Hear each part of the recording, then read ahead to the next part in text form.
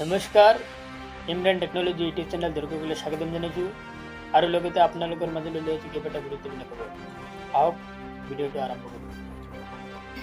প্ৰথমটো খবৰ, সন্ত্ৰাসবাদীৰ আক্ৰমণত শ্বহীদ 5 সেনা জোৱান।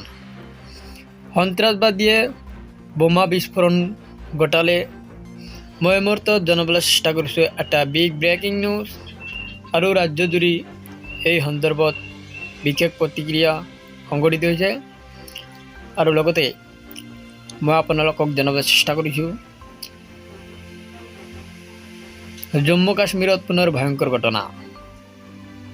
সন্ত্ৰাসবাদীৰ আক্ৰমণত শ্বহীদ 5 সেনা জোৱান। জম্মু কাশ্মীৰৰ ৰাজ্যজুৰি জিলাত সংঘটিত হৈছে এই ঘটনা। বিগত 10 ঘটনা ধৰি ৰাজ্যজুৰিত অব্যাহত আছে সেনাৰ সন্ত্ৰাসবাদী বিৰোধী অভিযান। এই অভিযানৰ মাজতে ভয়ংকৰ বিস্ফোৰণ ঘটালে সন্ত্ৰাসবাদীয়ে। এই ঘটনাৰ পাছতেই ৰাজ্যজুৰিত কৰ্তন কৰা হৈছে ইণ্টাৰনেট সেৱা। ৰাজ্যৰ এটা অঞ্চলত 3টা সন্ত্ৰাসবাদীয়ে আত্মগোপন কৰি থকাৰ তথ্য পাইছিল সেনাই। এতিয়ালৈ 2টা সন্ত্ৰাসবাদী নিহত হৈছে আৰক্ষীৰ গুলীত। পৰৱৰ্তী খবৰ, অসমৰ 2 জ্যেষ্ঠ বিজেপি নেতাৰ দল ত্যাগ। মই মুহূৰ্তত জনাবলৈ চেষ্টা কৰিছোঁ এটা বিগ ব্ৰেকিং নিউজ। কাৰ্বি আংলঙত পদুম ফুল ফুটোৱা 2 নেতা, অসমৰ 2 জ্যেষ্ঠ বিজেপি নেতাৰ দল ত্যাগ। কাৰ্বি আংলঙত পদুম ফুলোৱা মূল কাণ্ডাৰীয়ে এৰিলে বিজেপি দল।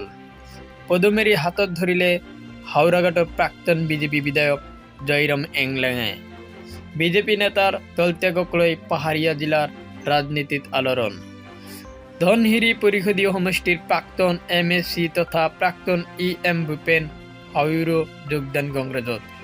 সভাপতি ভূপেন বৰা, সাংসদ গৌৰৱ গগৈ, সাধাৰণ সম্পাদক অপূৰ্ব ভট্টাচাৰ্যৰ উপস্থিতিত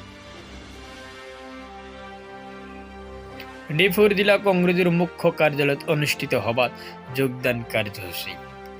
উপস্থিত থাকে জিলা কংগ্ৰেছৰ সভাপতি চমৰংহাং। প্ৰাক্তন কাৰ্বি ছাত্ৰ সংস্থাৰ সভাপতিয়েও যোগদান কৰে কংগ্ৰেছত।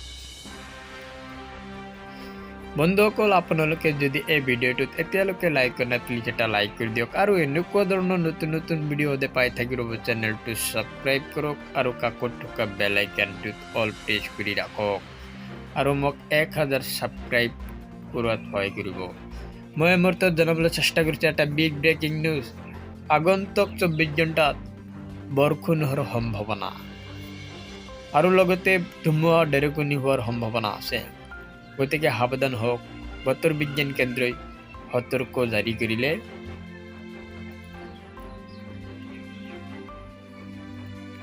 ভয়ংকৰ ৰূপত আহি আছে বছৰটোৰ প্ৰথমটো ঘূৰ্ণীবতাহ। ঘণ্টাত প্ৰায় 150 কিলোমিটাৰ বেগেৰে আহি আছে সাগৰীয় ঘূৰ্ণী মছা। 6 মে'ত মছাই হ'ব ভয়ংকৰ ৰূপ। কেইবাখনো দেশ আৰু ৰাজ্যত ধ্বংসলীলা চলাব পাৰে মছাই। বতৰ বিজ্ঞান কেন্দ্ৰই জাৰি কৰিছে সতৰ্কতা। 6 মে'ত দক্ষিণ পূব বংগোপসাগৰত সৃষ্টি হ'ব পাৰে এই ঘূৰ্ণীবতাহ। পশ্চিমবংগ, উৰিষ্যাত এই ঘূৰ্ণীবতাহৰ প্ৰভাৱ অধিক পৰিব। আগন্তুক 7 দিনত বতৰে ল'ব পাৰে কালৰূপ।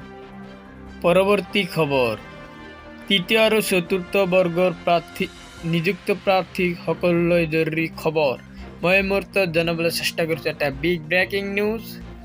আপোনালোকে ইতিমধ্যে জানিবলৈ পাইছে 3য় আৰু 4ৰ্থ বৰ্গৰ নিযুক্তিপ্ৰাপ্ত প্ৰাৰ্থীসকলৰ ডাঙৰ খবৰ। মহিলা প্ৰাৰ্থীয়ে লাভ কৰিব নিজ নিজ জিলাতে নিযুক্তি। দিব্যাংগ প্ৰাৰ্থীসকলেও পাব নিজ নিজ জিলাত নিযুক্তি। বৰাক উপত্যকাৰ নিৰ্বাচিত প্ৰাৰ্থীসকলে বৰাকতে পাব নিযুক্তি।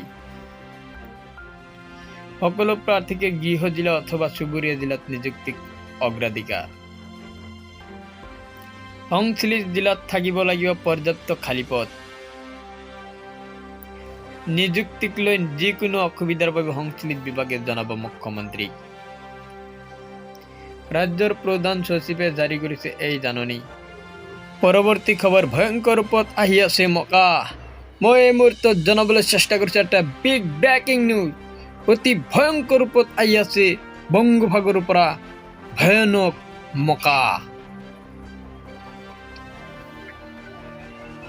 ৰাজ্যত প্ৰচণ্ড ধুমুহা বৰষুণৰ আশংকা। সাগৰীয় ঘূৰ্ণিবতাহৰ বাবে উত্তৰ পূবত হ'ব পাৰে ধুমুহা বৰষুণ। কোন কোন জিলাত হ'ব বৰষুণ? কোকৰাঝাৰ, বঙাইগাঁও, কামৰূপ, গোৱালপাৰা। কাৰ্বি আংলং, দৰঙত হ'ব বৰষুণ।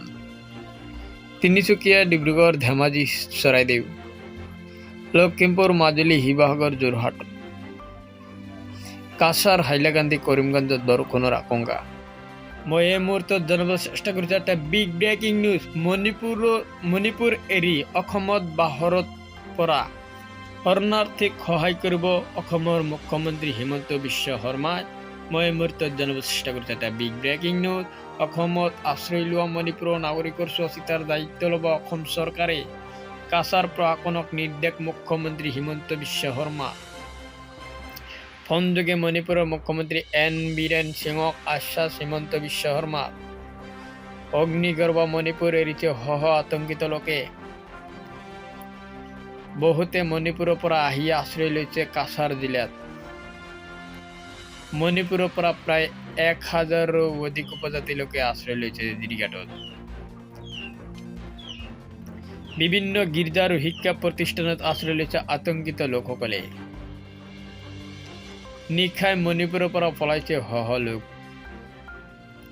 কাছাৰৰ আৰক্ষী অধীক্ষক কাষ চাপিছে দুৰ্ভগীয়া লোকসকলৰ।